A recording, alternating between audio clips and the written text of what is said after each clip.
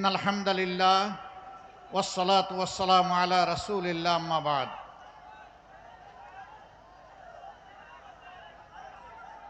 কুমিল্লার দুইটি আসন লাকসাম এবং মনোহরগঞ্জ, ওইদিকে নাঙ্গলকোট এবং লালমাই, এই দুই আসনের 11 দলীয় নির্বাচনী ঐক্যবদ্ধ বাংলাদেশের পক্ষ থেকে যাদেরকে আগামী জাতীয় সংসদ নির্বাচনের জন্য মনোনয়ন দেওয়া হয়েছে, তাদের সমর্থনে আয়োজিত নির্বাচনী জনসভার সম্মানিত সভাপতি, সভামঞ্চে বসা 11 দলের কেন্দ্রীয় এবং স্থানীয় নেতৃবৃন্দ, প্রিয় লাকসামবাসী ভাই ও বোনেরা, সাংবাদিক বন্ধুগণ, শহীদ পরিবারের গর্বিত সদস্যবৃন্দ, জুলাই যোদ্ধাবৃন্দ, আমি আমার বক্তৃতার সূচনায় সেই সমস্ত শহীদানকে গভীর শ্রদ্ধার সাথে স্মরণ করছি। 2009 সালের 25 এবং 26শে ফেব্রুয়ারি থেকে শুরু করে 2024 সালের 5ই আগস্ট পর্যন্ত তৎকালীন সরকার যাদেরকে নির্মমভাবে খুন করেছে, মহান আল্লাহর দরবারে দোয়া করে আল্লাহ তাদেরকে শহীদ হিসাবে কবুল করুন, তাদের পরিবারকে আল্লাহ প্রশান্তি দান করুন, সবর করার তৌফিক এনায়েত করুন। ফ্যাসিবাদের বিরুদ্ধে লড়াই করতে গিয়ে যারা আহত হয়েছে, পঙ্গু হয়েছে, তাদের প্রতি সহানুভূতি প্রকাশ করছি। আল্লাহ তাআলার দরবারে দোয়া করে আল্লাহ তাদেরকে সুস্থ করে দিন।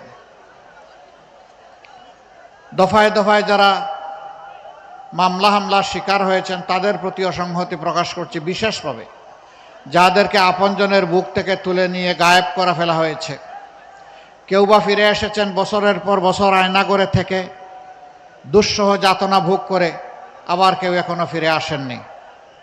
এটা ধরে নেওয়ার আর কোনো কারণ থাকছে না।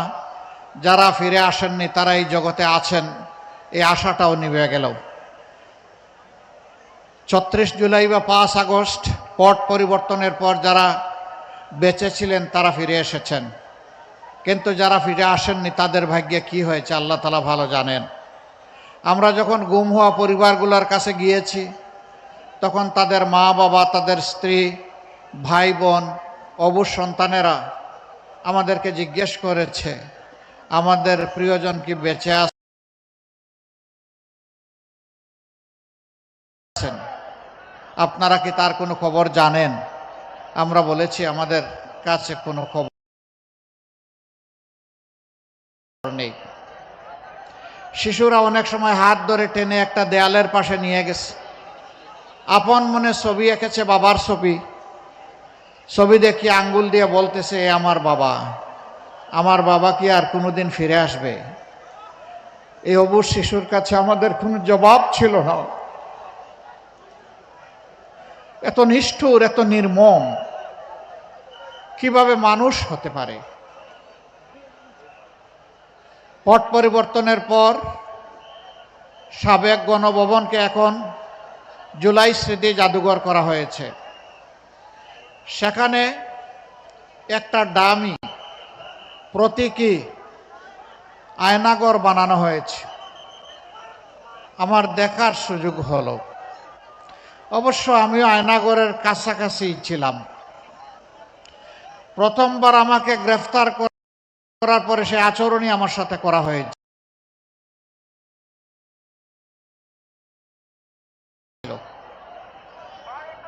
11.5 মাস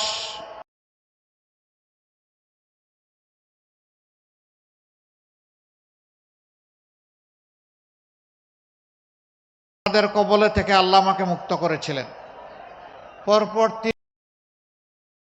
3বার এইরকম স্বৈর শাসনের হাতে আমি বন্দী হয়েছিলাম। আমার কোনো আফসোস নেই, বন্দী আমি একা হই নাই, আমার লক্ষ সহকর্মীও বন্দী হয়েছিল। কাজে আমি ছিলাম মাত্র তাদের একজন। সেই আয়নাঘরের প্রতীকী স্থাপনা যখন দেখলাম, আমি অবাক হয়ে গেলাম যে পাসপোর্ট 6 ইঞ্চির এই মানুষগুলো এখানে পা লম্বা করে তো ঘুমানোর কোনো সুযোগ ছিল না। সোজা একটা কবরের সাইজ, ওখানে পেশাব, ওখানে পায়খানা, ওখানে কুশল ওখানে থাকা ওখানে খাওয়া।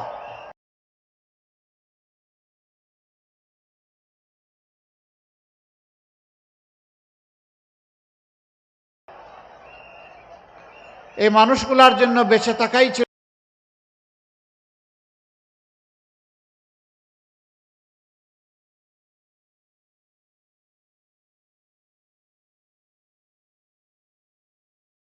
একটা মহাযুদ্ধ। না হলেও ওই নির্যাতিত নিপীড়িত মায়ের সম্মানে পৌরসভা করব ইনশাআল্লাহ। আমার সম্মানিত ভাইরা,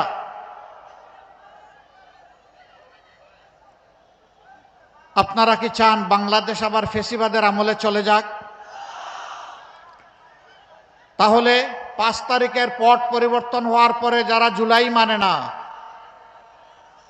যারা সংস্কার মানে না, যারা চরিত্র পাল্টায়নি, তাদেরকে দিয়ে কি নতুন বাংলাদেশ গড়া সম্ভব? 13 তারিখ নতুন বাংলাদেশ পাওয়ার জন্য 18 কোটি মানুষ যে মুখিয়ে আছে, যারা এখনই ফেসিবাদের আচরণ করে চলছে জাতির সাথে, তাদেরকে দিয়ে কি ফেসিবাদ মুক্ত বাংলাদেশ গড়া যাবে? যাবে না। আপনারা মনে হয় একটু ভয় পাচ্ছেন নাকি? তা আওয়াজ এত ক্ষীণ কেন? ওদেরকে দিয়ে ফেসিবাদ মুক্ত বাংলাদেশ গড়তে পারবেন? ফেসিবাদ মুক্ত বাংলাদেশ গড়তে হলে ফেসিবাদের বিরুদ্ধে লড়াই করার সাহস যাদের আছে তাদেরকে বেছে নিতে হবে। এ সাহস আল্লাহর মেহেরবানি জামাতে ইসলামীর আছে। দফায় দফায় জামাতে ইসলামীর নেতৃবৃন্দকে মিথ্যা অভিযোগে সাজানো সাক্ষী পাতানো আদালত দিয়ে হত্যা করা হয়েছে। জামাত কারো কাছে মাথা নত করে নাই, কারো দয়া অনুকম্পা কামনা করে নাই। হাজার কর্মী সহকর্মীকে হারিয়েছে, মাথা নত করে নাই। কোন চোখ রাঙ্গানিকে পরোয়া করে নাই, দেশ ছেড়েও পালায় নাই। ছিলাম, আলহামদুলিল্লাহ আছি, ইনশাআল্লাহ থাকবো। এ দেশ আমাদের ঠিকানা। আমাদের কোনো মামা খালুর দেশ নাই, বেগম পাড়া নাই। আমাদের পাড়া একটাই, এটি আমার গর্বের বাংলাদেশ। শুধু কি তাই? হাঁচি কাশি হলেও ওই নেতারা দেশ ছেড়ে অন্য দেশে চলে যায় চিকিৎসার জন্য। দেশের প্রতি কোনো আস্থা নাই, অথচ তারাই একসময় কেউ না কেউ বাংলাদেশ শাসন করেছেন। তো সেই জায়গাটা গড়লেন না কেন? হাসি কাশির চিকিৎসার জন্য এখন বিদেশে যেতে হয় কেন? কেন এই দেশের উপরে আস্থা নাই? হ্যাঁ, এই দেশটা হচ্ছে আপনাদের টাকা মানানোর মেশিন। জনগণের টাকা হাতিয়ে নেবেন, লুণ্ঠন করবেন, ব্যাংক ডাকাতি করবেন, শেয়ার বাজার লুণ্ঠন করবেন, তারপরে সমস্ত টাকা বিদেশে পাচার করে দেবেন। নিজের ছেলে মেয়েকে বিদেশের মাটিতে লেখাপড়া করাবেন। এখন তো বিয়ে শাদিও অন্য জাতির সাথে হচ্ছে, আপত্তি নাই। আপত্তি এক জায়গায়, যে বাংলাদেশের কোনো মেয়ে এবং ছেলে আপনাদের পছন্দ হয় না। বড় ভালোবাসেন দেশটাকে, নিজে পড়ে আছেন ইনকাম জেনারেশনের জন্য অবৈধভাবে। আপনি আসল দেশপ্রেমিক। দেশপ্রেমিকের অভিনয় আমরা এই ভণ্ডামি আর দেখতে চাই না। দেশপ্রেমিক হলে সকল কাজে দেশপ্রেমের পরিচয় বাস্তবে দিতে হবে, মুখে নয়। মুখের কথা জনগণ এখন আর বিশ্বাস করে না অনেকের। যারা বাস্তবে প্রমাণ করেছে মরণে জীবনে সুখে এবং দুঃখে দেশ এবং জনগণের পাশে আছে, ইনশাআল্লাহ জনগণ তাদের পাশে এসে দাঁড়াবে। আজকে বাংলাদেশের সর্বত্র ন্যায় এবং ইনসাফের পক্ষে, আধিপত্যবাদ বিরোধী, চাঁদাবাজ বিরোধী, দুর্নীতিবাজ বিরোধী, মামলাবাজ বিরোধী একটা সমাজ বিনির্মাণের জন্য জনগণ আজ একাট্টা হয়েছে। জায়গায় জায়গায় গণজোয়ার শুরু হয়েছে, দেখে অনেকে দিশাহারা। এখন আমার মারেও বেইজ্জত করে, মায়ের গায়েও বেদিশা হয়ে হাত দেয়। আমরা পরিষ্কার বলে দিচ্ছি, আমাদের জীবনের চাইতে আমাদের মায়েদের ইজ্জতের মর্যাদা আমাদের কাছে অনেক বেশি। মাদের গায়ে হাত দিবেন, ইনশাল্লাহ আমরা ছেড়ে কথা বলবো না। মা তো আপনারও আছে, আগে আপনার মাকে সম্মান করুন, তাহলে বাংলাদেশের 9 কোটি মাকেও আপনি সম্মান করতে পারবেন। যে নিজের মাকে সম্মান করতে পারে সে দেশের প্রত্যেকটা মাকে সম্মান করতে জানে। আর যে নিজের মাকে সম্মান করার শিক্ষা পায়নি, সেই কেবল আমার মায়ের গায়ে হাত দিতে পারে।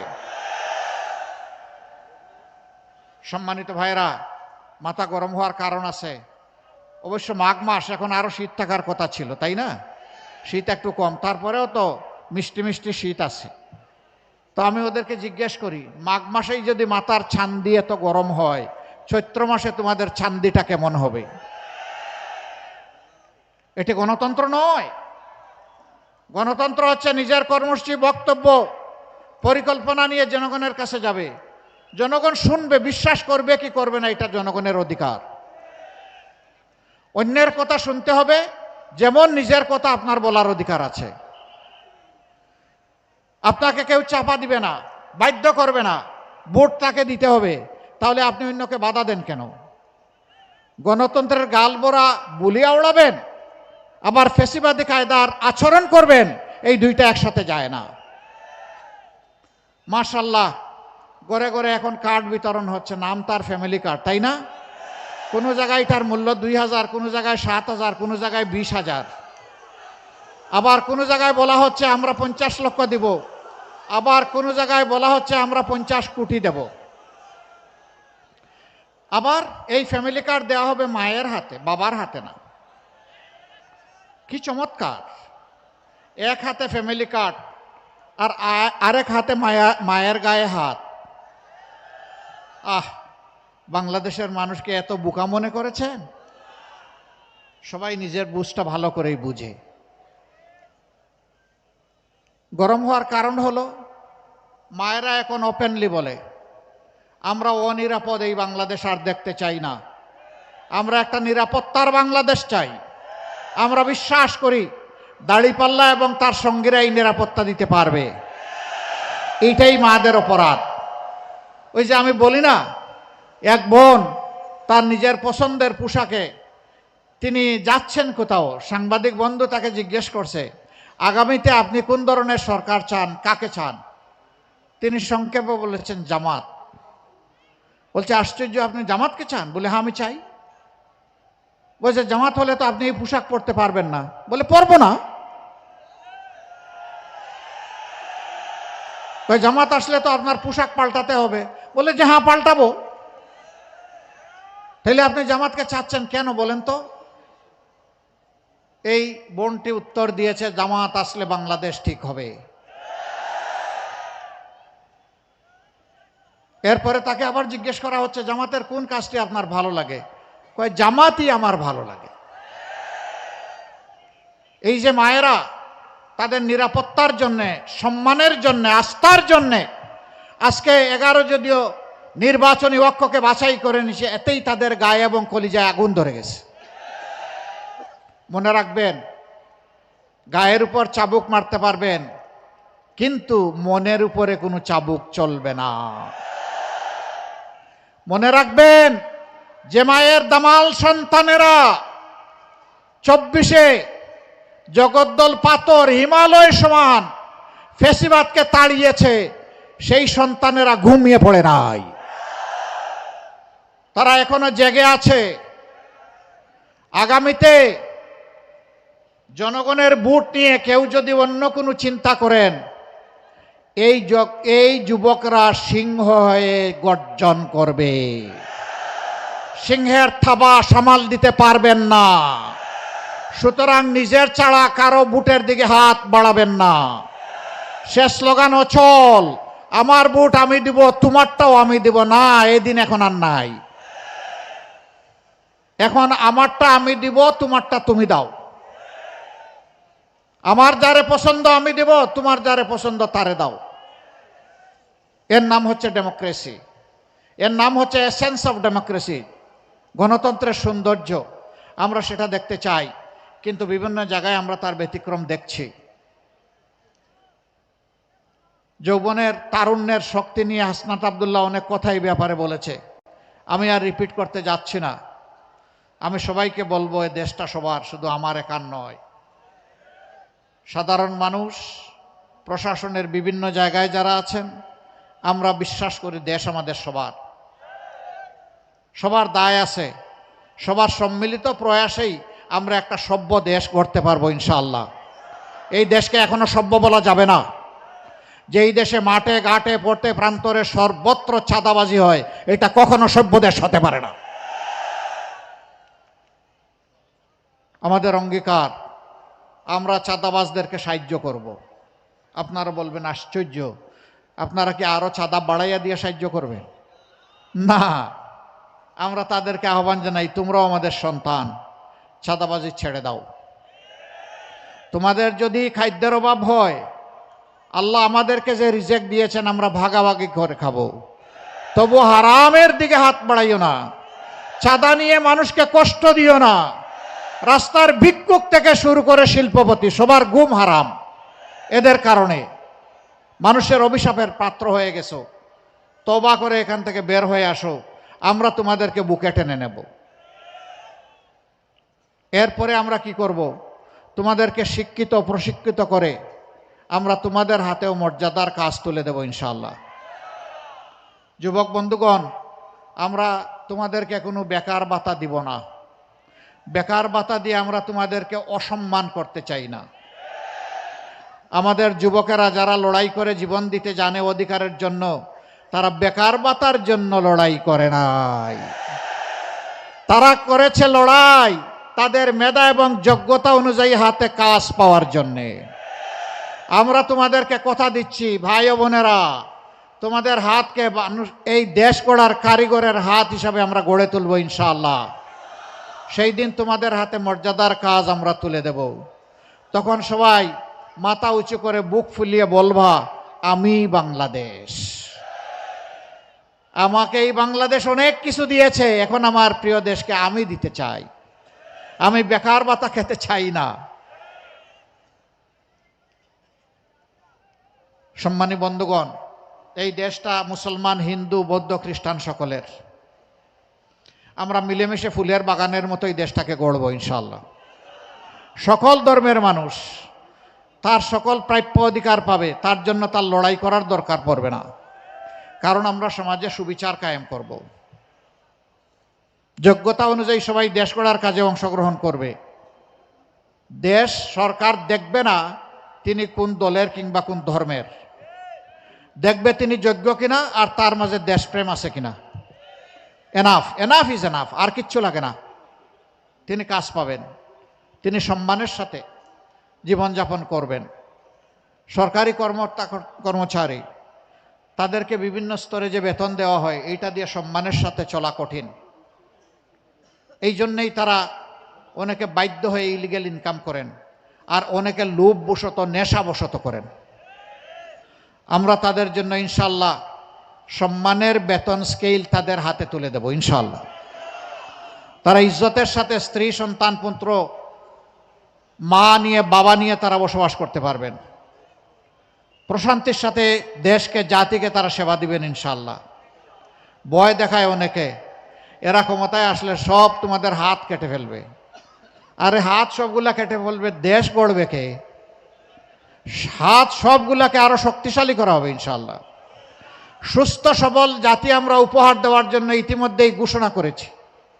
শিশু তার মায়ের পেটে থাকা অবস্থায়, গর্ভবতী মা, পরবর্তীতে তার সন্তান, 5 বছর পর্যন্ত তাদের চিকিৎসা বিনামূল্যে নিশ্চিত করা হবে ইনশাআল্লাহ।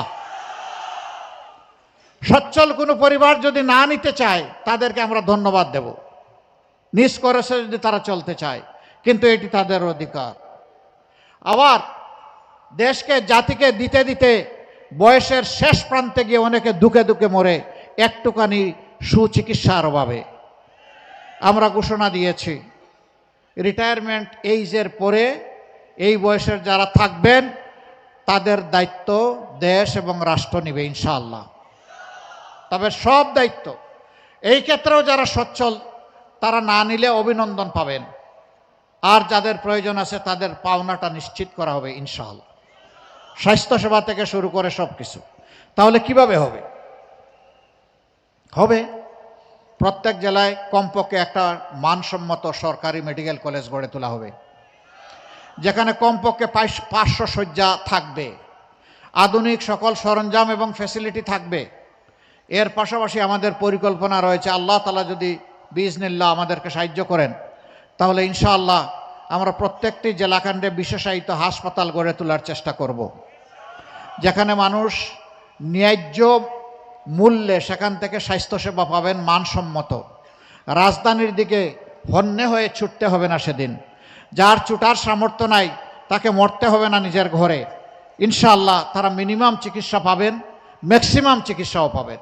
এই দুইটাই আমরা নিশ্চিত করার চিন্তা করছি। আপনারা দোয়া করবেন। লাকসামের যে দাবিগুলো করা হয়েছে এটা মূলত একটা বিভাগ এবং জেলার দাবি। তো অনেক দাবি আপনাদের আছে।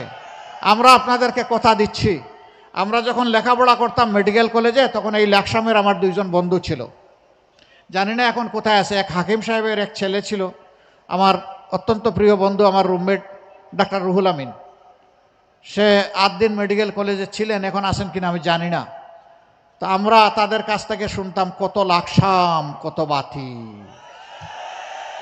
এটা ছিল লাকসামের পরিচয়। কারণ লাকসাম জংশনকে কেন্দ্র করে আলো ঝলমল ছিল এই এলাকাটা।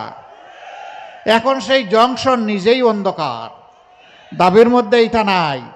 যেহেতু ওই সময় শুনেছি একটা মায়ার জায়গা এটার জন্য আছে, ইনশাআল্লাহ এই জংশনকে আধুনিক করে সবার জন্য উপযোগী এবং উপভোগ্য একটা জংশন হিসাবে আমরা গড়ে তুলব। আর বাকি দাবি তো আছে, দোয়া করবেন ন্যায্যতার ভিত্তিতে আপনাদের পাওনা যেন আপনাদের ঘরে আমরা পৌঁছে দিতে পাই। আল্লাহ যেন আমাদেরকে এই তৌফিক দান করেন।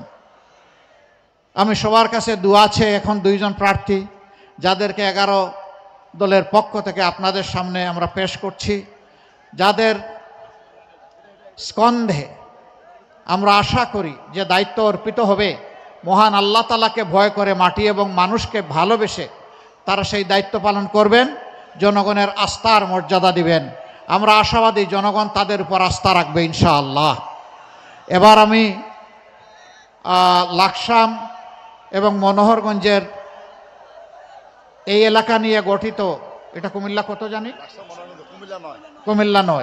কুমিল্লা 9 আসনের আমাদের মনোনীত প্রার্থী, 11 দলের মনোনীত প্রার্থী জনাব ডক্টর সৈয়দ সরওয়ার সিদ্দিকের হাতে ইনসাফের প্রতীক দাড়িপাল্লা তুলে দিলাম। কি তুলে দিলাম? কি তুলে দিলাম? প্রতীক আছে? কোন সে প্রতীক? আরো জুড়ে। এখন থেকে 12 তারিখ সারাদিন সকাল সন্ধ্যা ইনশাআল্লাহ বিজয় হবে ইনশাআল্লাহ। মাশাআল্লাহ, আল্লাহ তাআলা কবুল করুন। বিজয় নিয়ে করে ফিরবেন ইনশাআল্লাহ। এবার লাকসাম 8 নাকি এটা 10? আলহামদুলিল্লাহ। আসো, জুড়ে ধরো। জাতির দায়িত্ব নিতে হবে আলতো হাতে নয়, মজবুত হাতে নিতে হবে ইনশাআল্লাহ। আমরা কুমিল্লা 10 আসন, লালমাই এবং নাঙ্গলকোট, এই আসনে আমরা প্রার্থী হিসাবে দিয়েছি বাংলাদেশ ইসলামী ছাত্র শিবিরের সাবেক কেন্দ্রীয় সভাপতি, আপনাদের প্রিয় মানুষ, আপনজন ভাই ইয়াসিন আরাফাত। তার হাতে আমরা ইনসাফের প্রতীক দাড়িপাল্লা তুলে দিলাম। প্রতীক আছে? কোন সে প্রতীক? আরো জুড়ে, জুড়ে সুরে। এখন থেকে 12 তারিখ সারাদিন সকাল সন্ধ্যা বিজয়ের মালা ইনশাআল্লাহ। মাশাআল্লাহ, জাযাকুমুল্লাহু খায়রান। আমরা বিদায় নেই। লিল্লাহি তাকবীর, লিল্লাহি তাকবীর। ইনকিলাব, ইনকিলাব, জিন্দাবাদ, জিন্দাবাদ। ভাইয়েরা, ভোট তো দিবেন দাড়িপাল্লায়, গণভোটে কি করবেন? গণভোটে কি করবেন? গণভোটে কি করবেন? গোলামি না আজাদি। ইনকিলাব জিন্দাবাদ। আসসালামু আলাইকুম ওয়া রাহমাতুল্লাহ। যে সম্মানিত ভাইয়েরা, আমরা আল্লাহর কাছে শুকরিয়া আদায় করছি। আমাদের সম্মানিত আমিরে জামাত আজকে আমাদের সামনে দিক নির্দেশনা বক্তব্য উপস্থাপন করেছেন। আমরা আমিরে জামাতকে লাকসাম মনোহরগঞ্জ সংসদীয় আসন থেকে আবারও শুভেচ্ছা জানাচ্ছি, আন্তরিক অভিনন্দন এবং মুবারকবাদ জানাচ্ছি এবং